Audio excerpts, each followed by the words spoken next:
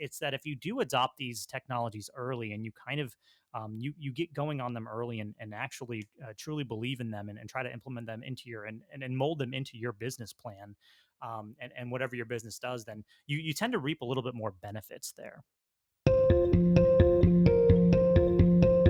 Welcome to KBcast, the podcast for security executives, interviewing people from around the globe on how organizations can operate smarter and stay safer. Here's Carissa Breen.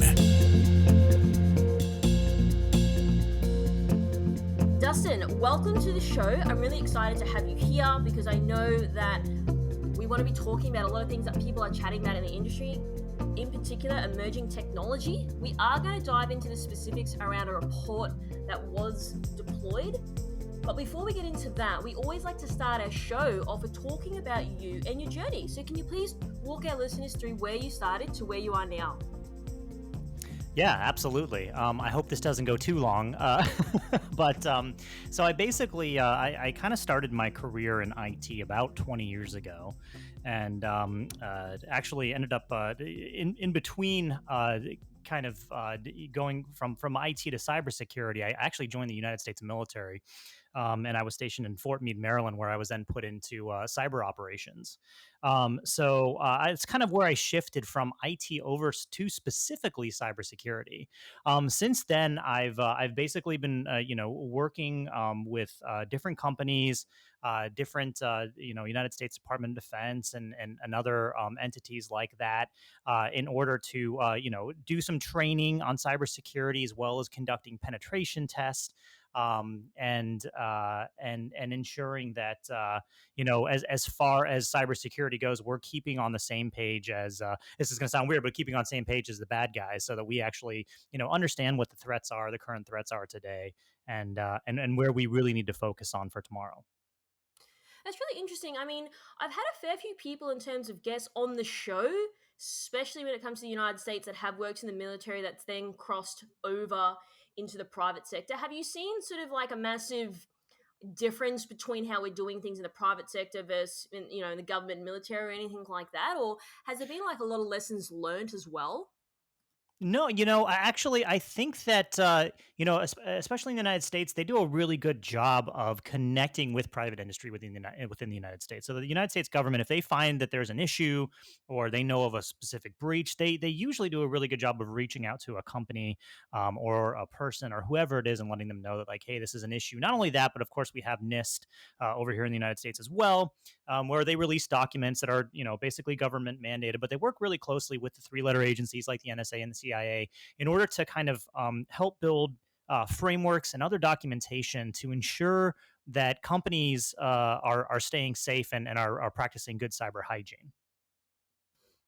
Yeah, that's interesting because I think that, if looking at Australia, like we're doing a bit of that, probably not as good as you guys, to be really honest with you. And I think there definitely needs to be more collaboration between like government as well as the private sector. So did you have any sort of advice on how sort of those two industries can work more in tandem? Because everyone's got the same objective here, right? To ultimately defeat bad guys, which is a hard enough job as it is. And sort of working independently versus more unification would be a better outcome, wouldn't you say as well? Yeah, absolutely. Same team, same fight, right? That's kind of the saying that we have around here. And it really applies. As far as how to go about doing that, it's hard to say because I don't know what the roadblocks would be with that. I understand that some things are very sensitive. There's definitely being in information security, there is very sensitive information sometimes that you can't always share with the private sector, being in government work, but. For the most part, when it comes to, we just had the Colonial Pipeline attack over here, and our Federal Bureau of Investigation, or FBI, got together with the leaders of that industry, and they were actually able to recover a large portion of the ransom that company ended up paying. And so, we do have that collaboration. It hasn't always been great, by the way. It has taken some work. So I think that latest kind of collaboration between the victims here at Colonial Pipeline and the Federal Bureau of Investigation within the U.S. was really kind of a, kind of, I don't want to say a wake up call, but kind of a good mark of where we're at with that, and how far we've really come with it. Yeah, that's excellent. And I think I always like to sort of get that information out of people just so other people in other parts of the world can sort of understand how people are doing it differently and what sort of key takeaways people can really understand from what you're saying. So, Dustin, let's switch gears and let's sort of talk around the recent ISACA report, which is covering emerging technology. Now, this is interesting because I've had a lot of people on the show recently covering like cloud and artificial intelligence, IoT, everything like that. But one of the things that was sort of illuminated to me specifically was around because of the pandemic, this really accelerated people adoption towards emerging technology. Now, if you look at an industry like Australia, we are a very reserved nation. We don't like doing things differently. In the US, probably because you guys are substantially bigger than us, you like to take risks. I really appreciate that a lot more. And so I think for Australian companies in particular, it's probably a little bit harder because people are sort of really on the fence about cloud. But then because of the pandemic and everything that's sort of happening, is people were forced into their backwards against the wall, right? Like they had to make a move because they had no other option. So I'm really Right. keen to sort of unpack this a little bit as well. I still do believe that people are a little bit concerned when it does come to cloud, for example. So I'm really keen to sort of, again, like demystify, debunk a lot of theories and fallacies that people do have around this as well. So one of the things that was interesting to me when reading the report, it says that majority of respondents, 55%, indicate that their organizations evaluate emerging technologies on an as needed basis instead of a set time frame. So one, what does that sort of mean and can you define that? And then secondly, can you talk me through this approach? Like, why are people choosing to evaluate tech this way? So it's interesting you brought up that you believe that Australia is a little bit conservative. I think would be the terminology that I would use over here as far as adoption of emerging technologies. I actually see the same thing in the United States. So I think it depends. Excuse me. I think it depends on being a technologist is we see these reports every day. We see these great new technologies that are coming out and these great new uses for these older technologies and kind of how they're we kind of see where the market's going and we're like, hey, let's just adopt. Let's just why aren't we using the cloud already? Why aren't we using artificial intelligence for things? Why aren't we using all these great new utilities that we have?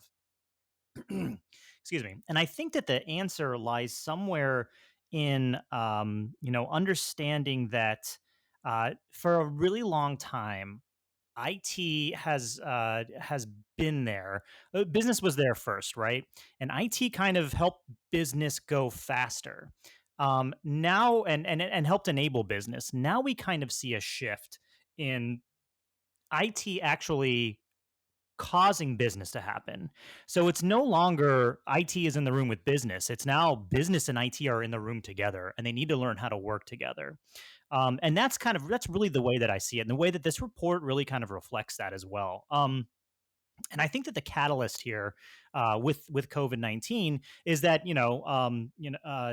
necessity breeds innovation, right? We've had the innovation here for years, and honestly, thank God we did. In some cases, cloud usage went up as much as 600%. Um, and we had that infrastructure there. And one of the great things about the cloud is its elasticity, right? That's actually one of the main selling points of it is that if all of a sudden you need more bandwidth or you need more servers, guess what? You got it. You're going to pay more for it, obviously. That's kind of the point. But you've got it, and it's there. And we built this like really amazing digital world around ourselves, and we had all these things ready to go. So when the pandemic did happen, and companies had to kind of turn on a dime to going to 100% remote or 50% remote or whatever it was in your particular area, we had the capability to do that. And businesses, reluctantly have been, really kind of trying to push away the work from home remote capabilities or narrative that kind of goes along with that. And obviously with the pandemic, they were no longer able to do that. We had a couple of different emerging technologies that really started to shine during the pandemic and really kind of helped us out. But the cloud technology was definitely at the top tier, top of that list. It was there. It was ready to go. We definitely had issues with it. There were some breaches that happened with Zoom. There were some breaches that happened with AWS. There were some breaches that happened with Microsoft. But for the most part, it was just as for the most part, it really helped enable the businesses to continue doing business during the pandemic. One of the numbers you mentioned here was 53. I think was it 53%? Is that right? Yeah, 55%. 50. Okay, yeah. And that number to me is actually kind of low. And I think one of the things that usually when you read a report on cloud enabled tech, or if you're utilizing cloud, or if your company is utilizing cloud, it's usually around 90%, right? 80 to 90% is usually what we see in reports. With this report, I almost think that that cloud has almost become such a I don't want to say we take it for granted, but we might not even know we're using it when we are, right?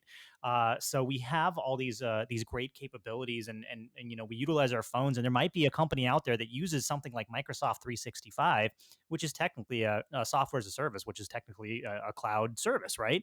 And but there it might just be that the person filling out the survey might not understand that, like, and they might actually be on Office 365 at the moment and utilizing cloud, but they're like, oh no, we don't implement anything cloud, because they might be thinking more specifically like their job is for IT infrastructure. No, we don't use the cloud, we have all of our infrastructure on premise, while they're going to their Office 365 account. So there's a lot of different things there that could be causing that number to be a little bit lower than it usually is. Wow, there's so many things in there that I sort of want to unpack. So, okay, so the first thing is necessity breeds innovation. That's something that you mentioned. I agree with that. So, would you say it's sort of like a double-edged sword? Like we had the pandemic, terrible thing that's happened, but then sort of the silver lining in this, or the way to sort of look at this optimistically, would be, well, we've sort of now been forced into adopting to emerging technology, but also developing and incubating innovation. Would you say that that's sort of a good thing, or do you think that people are still afraid that because they felt forced into it, perhaps that maybe they're still a little bit apprehensive and potentially still on the fence about it? No, I think 100%. I'm a forever optimist, I think, and I always try to find the silver lining. And by no means am I happy that the COVID-19 pandemic happened, so that we could, kind of bring these technologies out and really let them shine. However, they just kind of did that on their own. They would have eventually done it on their own, obviously. As we've already kind of seen a mass cloud adoption with things like virtual reality and AR, XR, and VR. I think a lot of people thought it was just kind of goofy technology because we kind of saw a little bit of it in the 90s, and it was just too obtuse to kind of use back then. But now we see schools are utilizing it. For learning, and different companies are using it for training. And again, every school, that not every school, but most schools in the U.S., when they had to go to virtual. So now we see this really interesting thing happening with online learning, where if you went to a college or university within the United States that was maybe wasn't a brick and mortar, it might have been a full online university. You might have been looked down upon, or it might have been seen as lower education than a brick and mortar school. Whereas now, if you graduated in 2020 or 2021, there's a good chance that you probably did your last semester or last few semesters online.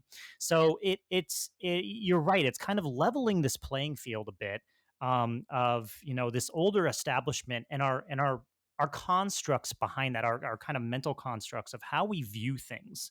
The internet for the most part might be a fun thing, before the pandemic was probably seen more people as like a fun thing for social media and for buying things online, for shopping, but maybe not so much for doing their own business, or for again, conducting education.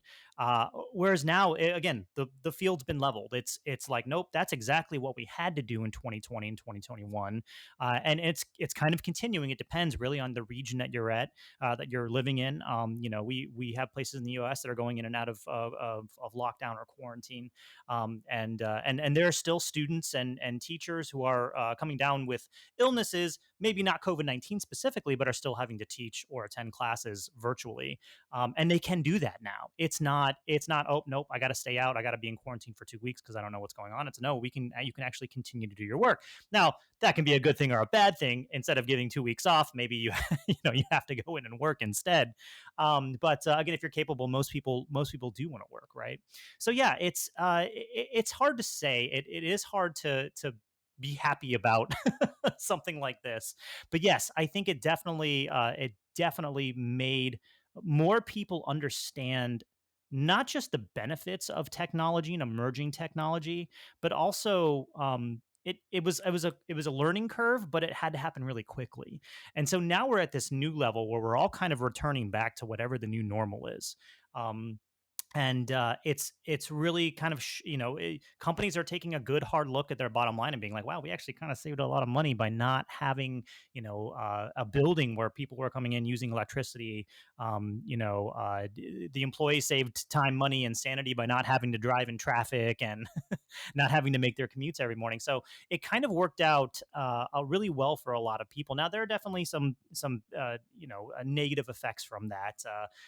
That happen with certain different employees and employers, and there are definitely some mental, the work life balance was kind of thrown askew for everybody.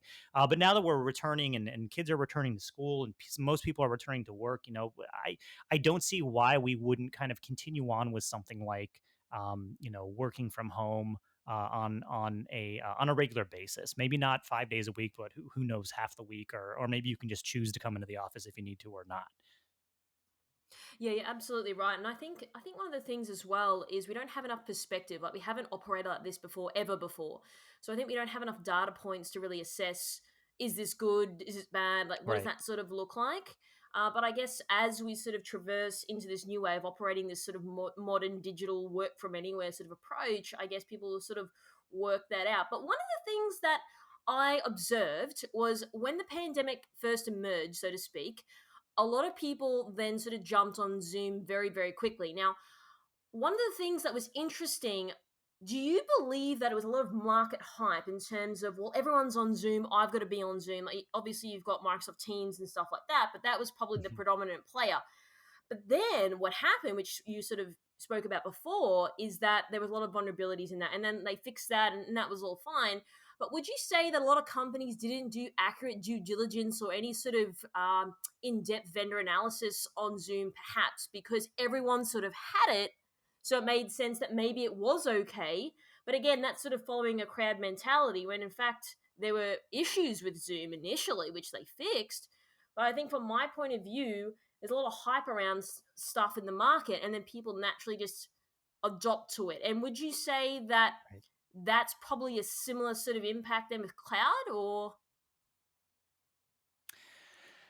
That's a really good question. I'm not sure, exactly. I know that when people had to, when the companies had to kind of go into the cloud and conduct business or go into Zoom or do whatever, they had to use some kind of collaboration tool. If they didn't already have one, yeah, they probably turned to the one that had the most hype behind it for sure.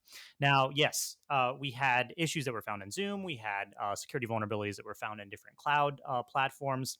Um, but it was kind of an interesting case study because we see this effect happen with open source software a lot, where if it's source software or community based software, security issues and vulnerabilities within the software are done really quickly, because basically you have a whole community of people that's actually conducting static or dynamic code analysis on this code. And so kind of what we saw with Zoom and again with these cloud providers is almost a community of people coming together to maybe not look at the code because that's still proprietary for a lot of these folks, but vulnerability test. And I'm not saying that nothing was stolen, that it was all altruistic and it was just people trying to be good Samaritans and find these security vulnerabilities.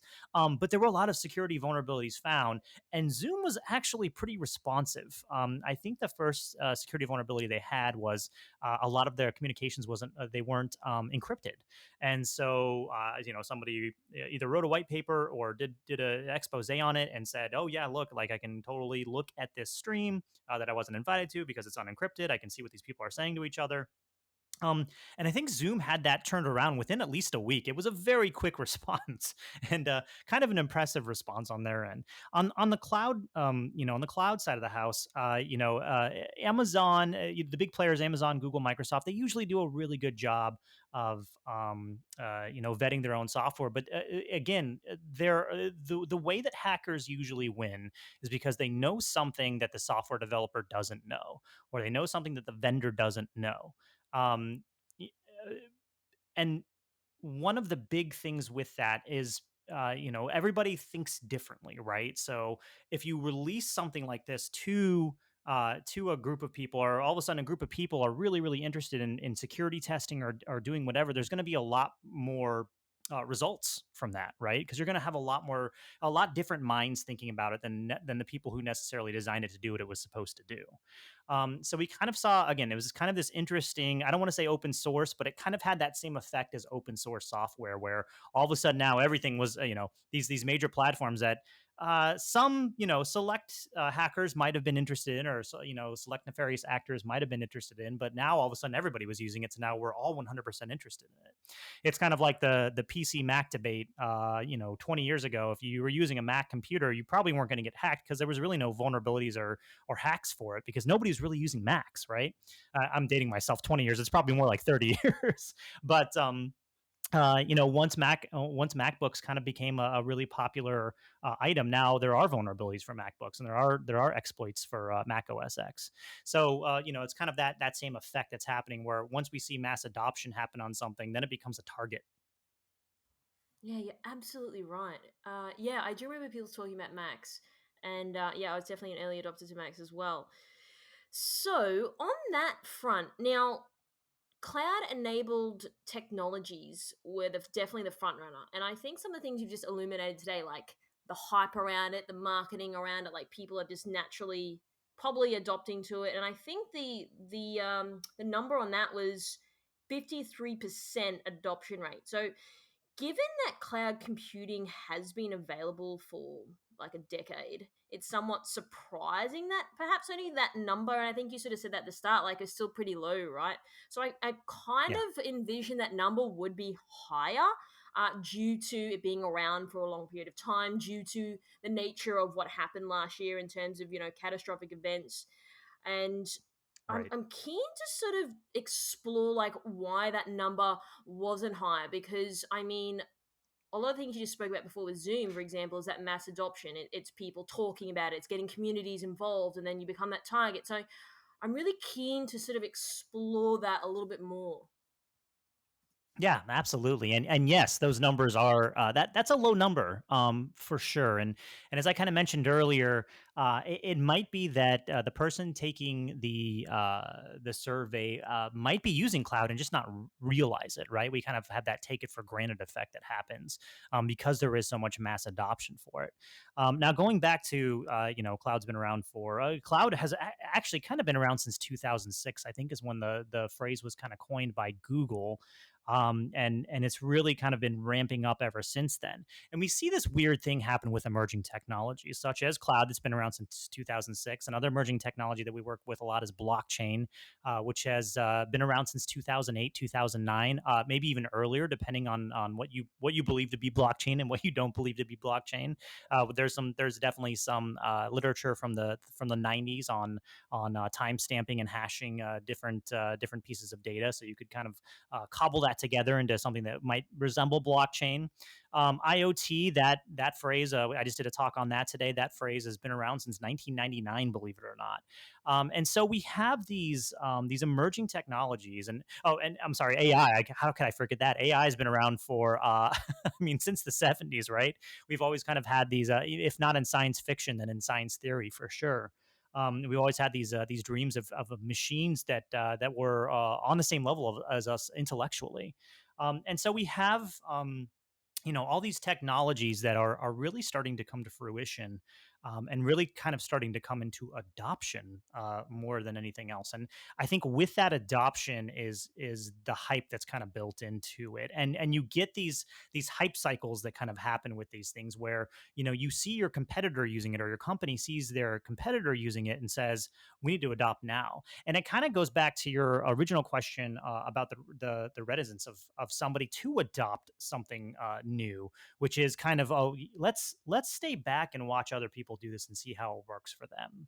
And that's something that we continually see in the IT field, right, and the cybersecurity field as well, where we really want to measure ourselves against other companies, and we really want to see, if they can take the risk, then let them take the risk. We don't need to take the risk to do the initial adoption of this technology, or the initial implementation of this technology within our infrastructure. Let them do that, and then we'll see kind of how it works for them, and then we can kind of learn from their mistakes. It's not a bad tactic, but at the same time, they're going to be miles ahead of you if it actually does take off. So for instance, let's talk about blockchain and cryptocurrency specifically. We have a lot of early adopters in the United States for cryptocurrency, and if you bought Bitcoin 5 years ago, guess what, you're probably doing pretty good as a company. Now, I'm not saying that all technologies are going to have the same rate of return, or same inflation as cryptocurrencies, but it's a good case study in that. It's that if you do adopt these technologies early, and you kind of you get going on them early, and actually truly believe in them, and try to implement them into and mold them into your business plan, and whatever your business does, then you tend to reap a little bit more benefits there. Yeah, you're absolutely right. And there's so many things in there that you said. And one of the things in terms of the hype stuff, what I have seen, and you've probably seen this too, when people or vendors are sort of talking around, AI and we got ML and IoT, and when they do all these things. But then what happens is people's eyes start to glaze over. They start to just get a little bit bored because it's that buzzword. And I think Oh that yes. sometimes it can almost do a disservice then, because everyone's talking about it, or people use terminology and they sort of interchange them. It doesn't make any sense. Like, people confuse machine learning and artificial intelligence quite often. Yes. Or a lot of vendors claim that they do artificial intelligence when in fact, I think there was actually a report that was released, I think it was out of the US, that had done some analysis and said like 90% of these companies in fact did not. So it was more so just around that hype, that marketing, that hyperbole around like, this is what we do. And so that's one of the things. But then I guess when you said taking the risk, now going back to the original part of the conversation when I was talking that Australia is a little bit more reserved, and you said you see that as well in the US. I worked for the largest bank in Australia, and one thing that I observed when I was working there, if we bought some new technology, the other banks would then follow. So we were like Yeah. the guinea pig. And so would you say to overcome that, because I agree, like, you're probably going to be behind your competitor, or you're probably not, in terms of your security posture, maybe be lacking. Would you say it's a mentality thing from a leadership perspective? Would you also say that it's underpinned by accurate due diligence, vendor analysis, but that's sort of then driven by the hype as well to even get the attention about a vendor or new technology in the first place? Yeah, I'd say there's a few things going on here. The first thing is that humans don't like change, and that's a behavioral thing, right? And it's something that we constantly see coming up in IT and emerging technologies. Is that, for me, a big part of emerging technology, and this isn't necessarily in the zeitgeist for it, or maybe it doesn't hold true for everybody, but adoption rate for me, or societal adoption rate, is a huge factor when it comes to this. Again, we've had some of these technologies around for decades, but we haven't really seen a whole lot of adoption for it until just recently, or maybe until marketing got to a point where it could hype somebody up in order to buy it, or hey, your competitor's doing this, why aren't you doing this? Um, and so I think that, I think it definitely plays into it. And as far as other reasons for not adopting newer technologies, or emerging technologies, a lot we get a lot of people who, we hear this all the time as well, where it's like, well, we didn't, you kind of hear this from your parents, and it can kind of be applied to business as well, where we didn't have that when we were We didn't have that luxury when we were growing up. So you really don't need that either to succeed. And I think with technology, there's been a long, hard road of that. We didn't have that technology. We didn't have these digital technologies. We didn't have these capabilities, and we still managed to make business happen. We still managed, especially for a bank, we still managed to, keep our ledgers, and we still managed to make sure people's monies were safe and make sure that our investments were sound. And it's true. But unfortunately, the other thing we see is that one of the first adopters of a lot of these technologies, especially for digitization of records and kind of going in that route, is governments. And so, in order to keep up with the government, you kind of have to, especially in a highly regulated industry such as banking, you kind of have to change a little bit. Yeah, I think it's a big part of it is that people don't like change, and it with the pandemic they were forced to, so they did. And now that they're kind of in that world, they're like, oh, you know what, this isn't so bad, and actually these things are going faster, and we've streamlined these processes and been able to adopt this new technology.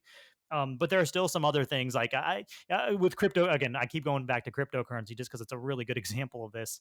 um, that's a really long, hard road to adoption, because we're basically talking about not using paper money anymore, which, although we really haven't been using paper money, right? For the most part, at least in the United States, most of our financial records are digitized. We don't really have, I don't have, paper dollars sitting in a bank vault somewhere. It's kind of out in a database somewhere, right? And I think once you explain things like that to people, they snap to a little bit when it comes to adoption of digital currencies. Now, and then speaking to your anecdote as well about how people's eyes glaze over all the time. I mean, whenever everybody's really excited about, of course, cryptocurrency and new technologies just in general. But as soon as you start talking to someone about blockchain and how blockchain works, their eyes definitely glaze over, and they could care less about it, especially a layman, right? So it's this interesting effect where people, end users, they want to reap the benefits of all these technologies. Of course, that's what they were created for. But they don't necessarily want to know how the technology works, and that's another disconnect that we see as well with people with senior leadership, specifically. A CEO doesn't have to be a technologist to be a CEO. They don't. Even if they work for a technology company, they kind of don't have to be a technologist to be a CEO. They probably should, but that's my own opinion. And in doing that, it's kind of our job as technologists, and as if you have a position as a CTO or a CISO or a CIO, to kind of be you're the technologist for the CEO, right? And you're explaining the decisions, or you're explaining the pros and cons of emerging technologies and whether or not to implement those or not. There's so many things in there that my brain was thinking when you were speaking that sort of came up for me was, so there's a couple of things. Number one would be is when you spoke around last year, people were forced into it. I get that. So do you believe that people will revert back to their own ways because people are creatures of habit, like, oh, I was forced to get out of my comfort zone, but now I'm sort of in that comfort zone again. Will people sort of just go back to how they were, or what's your view on that? I think you'll definitely see a group of people who will, but I think the majority are probably going to continue onward and upward. One of the other, yeah, I guess I don't know if I can call this a universal truth or not, but one of the other things that I really see is as something that always progress always happens. Innovation always happens. It's always going to happen. Pending some kind of catastrophic event, the human race will continue to move forward. Technology will continue to be innovative, and you can either embrace that and adopt the technologies that will work for you, or reject it and then fall behind your competitor. Another thing that we see with just the internet alone, and the World Wide Web, and smaller companies being able to get mass adoption really quickly, is that if you're not willing to do it, there's probably somebody out there who is willing to do it and willing to try it and willing to implement it. And we see that with social media a lot, and we see different entities really having to kind of catch up and get with the program when it comes to adopting these things. But yeah, to answer your question, I think I think there will be a subset of people who will try to who will try to go back to, well, I really need to go into the office, and I just can't do this without human interaction. And that's a little different, right? Because we're talking about human interaction, which we all need. That's not, that's not going anywhere anytime soon. Mm. But the majority of people are actually going to stick, I think, stick with the capability of being able to work remotely if that's possible, and being able to, utilize these newer technologies that really came to fruition. And I think just seeing the benefits of all these new technologies is really, it's eye opening, right? It's kind of it's a little bit allegory of the cave, where the people have gotten up and they've gone out and they've looked outside, and they're not going to go back and stare at the fire anymore. And I don't mean to talk to talk down, or say that anybody who, isn't an immediate adopter of any kind of new technology is like that, or like a caveman or anything. But it's that idea that that once you see it, it's hard to unsee it. Absolutely. And one of the things as well that I really would like to get your opinion on now, this is maybe a curly one for you, but you talk about adoption, right? And you mentioned, like, our parents saying, like, we didn't have that growing up. Totally true. But would you say, from your perspective, when you've got sort of, in the next sort of decade, we'll see the new wave of CEOs coming through, like your millennials that have grown up with technology that completely has changed the game in terms of how we operate, how we even interact from a personal, professional level. Would you say that companies that have got millennial leaders will likely adopt emerging technologies faster because they've probably had more experience, they've grown up in it, they've sort of been bred into this sort of society, right? Would you say that would be a driving factor to people having this mass adoption quicker than perhaps that we've seen in the last couple of years?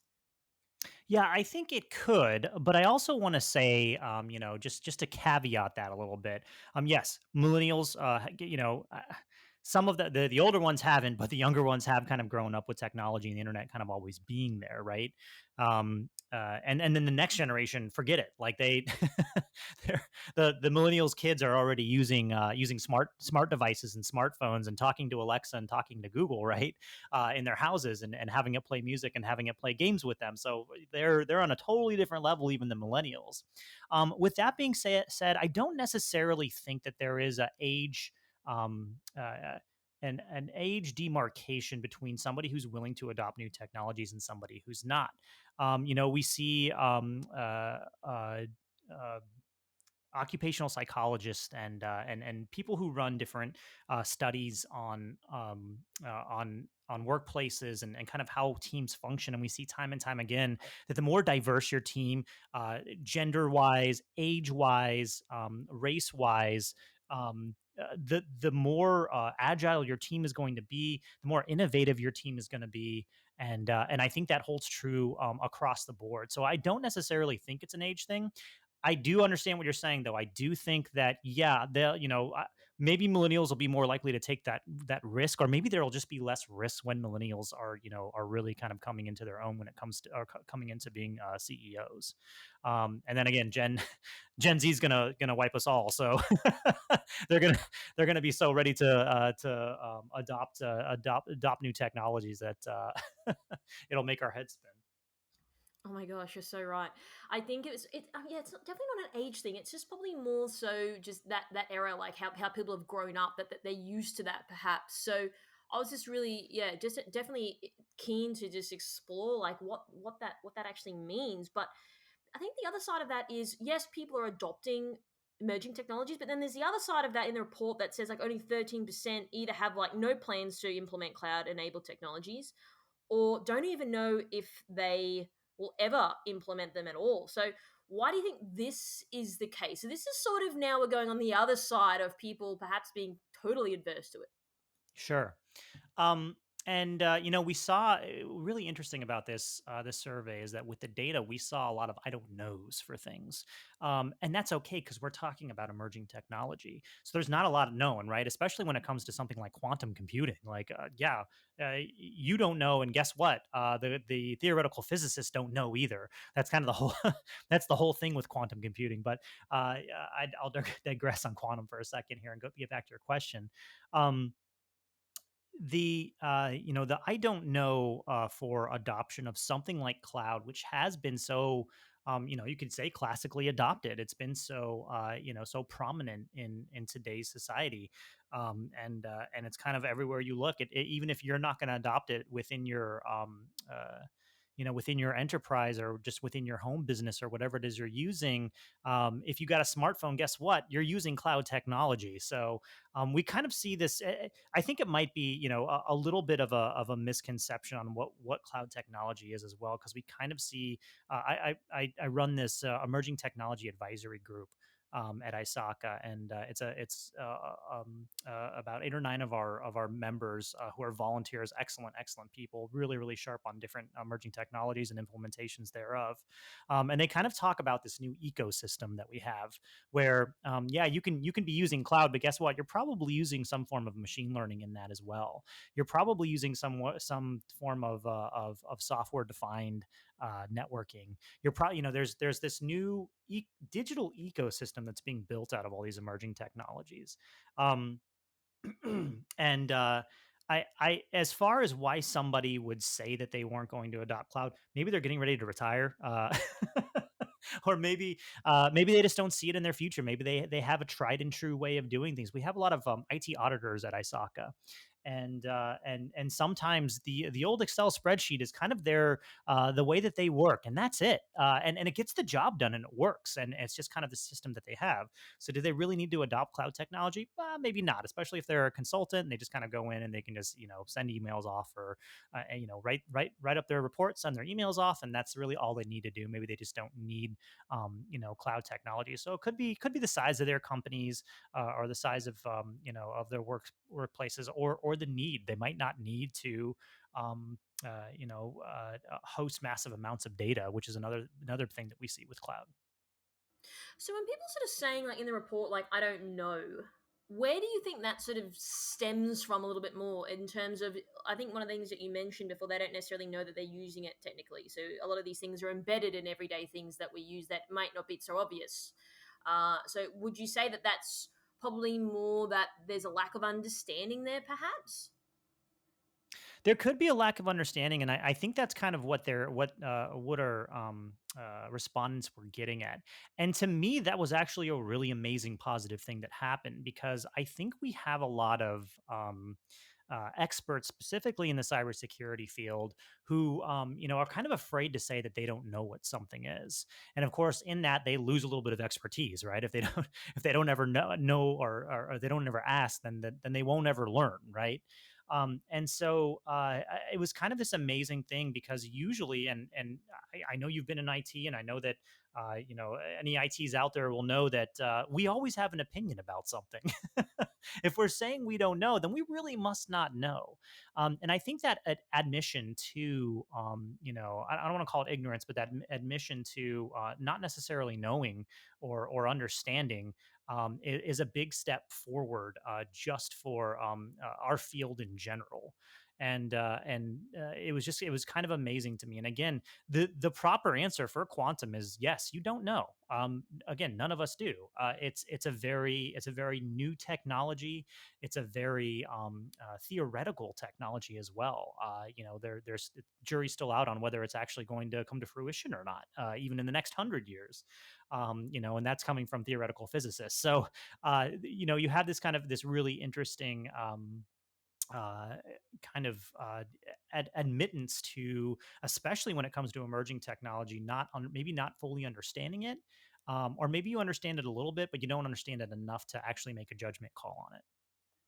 I think like going back to what you said before, it's going to come down to like business use cases, like if people need it or not. And I think sometimes a lot of people in the industry just buy things because it's the new thing that there's the hype around it, and it's a new thing to get, right? So Right. I do agree with all of your points that you raised. But I think lastly, the question I'd really like to just explore as well is, would you say from your point of view, people are still quite overwhelmed when it comes to sort of cloud? And do you ultimately believe that we as a society that will get to a stage where cloud is like the only real option moving forward? Ooh, that's a really good question.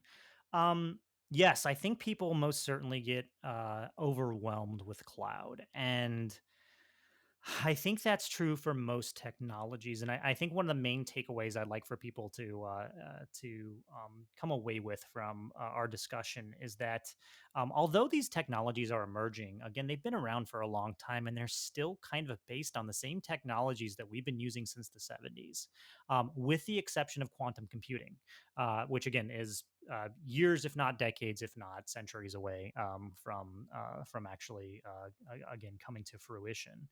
With all that being said, cloud technologies uh, are just computers someplace else. One of my favorite jokes about it is that there is no cloud; it's just somebody else's computer. And I think that's really important to remember that yes, these new technologies are getting much more intricate, but they're still built out of these old building blocks. And if we can just take them and kind of dissect them down into their simplest parts, we see they all of a sudden become less daunting tasks to manage and to secure. Um, and I think that's a really important takeaway from this. So, will cloud be the only option for the future? Again, a really good question. I don't.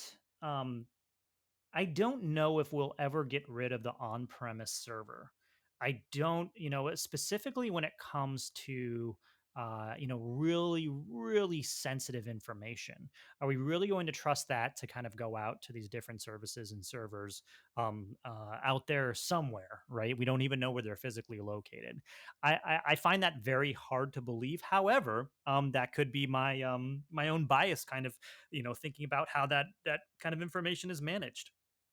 That there might be some kind of new algorithm that comes out that will actually, completely be, the new RSA, and will encrypt all of our data, and there's no way that anybody can ever break it, and even quantum can't break it if it ever works out. I don't, it's hard to foresee that, but I don't think that we'll ever be rid of serverless, 100% serverless societies, or enterprises or corporations, unless they're cloud, right? I just don't see that happening. Yeah, and I guess it's going to depend, right, in terms of, some people, that's their requirement. They have to have on-prem. So I think, yeah, it's going to depend. But I would say that's probably Right. definitely a minority.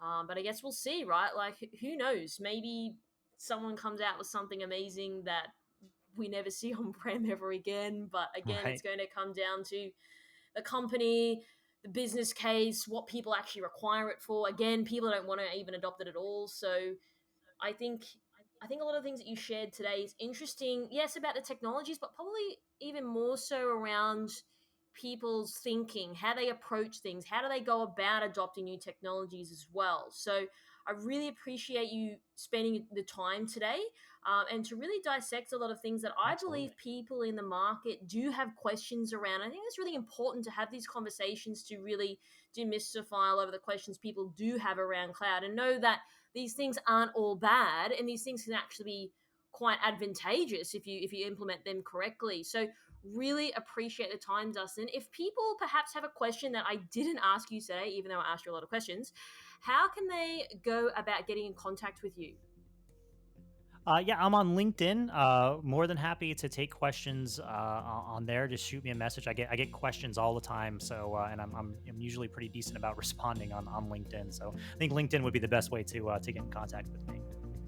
Awesome. Well, yeah, really appreciate the chat. Yeah. It's interesting getting people's different perspectives and thoughts, and really exploring these things further. So thanks again, Dustin, and I can't wait to get you back. Yeah. Thank you, Carissa. Anytime.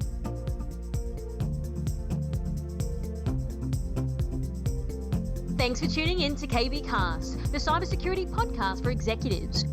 We always value your support and would love it if you could leave us a review or a comment on your platform of choice, iTunes, Stitcher, or Google Play, and that's always appreciated. Till next time.